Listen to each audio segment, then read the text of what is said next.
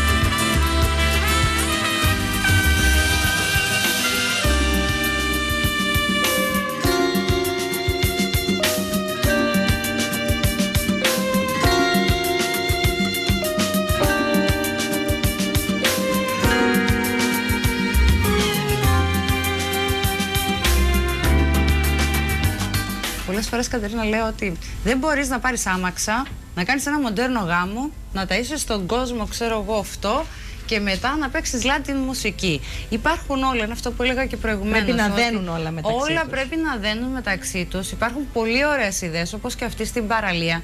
Είναι πολύ ωραίες ιδέες. Δεν σημαίνει και ότι κοστίζουν κιόλας. Εν τω μεταξύ, πολλοί κόσμος νομίζει ότι κάτι πρωτότυπο ή κάτι ιδιαίτερο στοιχίζει πολύ περισσότερο. Δεν στοιχίζει. Πραγματικά στο λέω, δεν στοιχίζει. Περισσότερο τουλάχιστον από ότι ένας έτσι κλασικός γάμος. Κανονικό γάμο που θα έκαναν σε ένα ξενοδοχείο. Δηλαδή, αν πάρουμε ένα ξενοδοχείο και πάρουμε και μια παραλία, μπορώ να σου πω ότι είναι πιο οικονομικό. Απλά είναι περισσότερες οι διαδικασίες. Αλλά είναι και πιο οικονομικό. Έτσι, βέβαια, πάντα είναι με το τι ζητάει το ζευγάρι. Γιατί ακόμη και τον υφικό πρέπει να το δέσουμε, όχι το χρώμα του υφικού. Που πολλοί πιστεύουν ότι παίζει ρόλο τον υφικό, μα είναι μπες, ξέρω εγώ, ή είναι άιβορη και θα πρέπει να βάλω άιβορη στο γάμο μου. Αυτό δεν έχει καμία σχέση, όχι. Γιατί μετά θα βάζαμε και γκρίζο, γιατί είναι το κουστούμι του γαμπρού. Είναι το στυλ του υφικού που μετράει στο γάμο και όχι το χρώμα.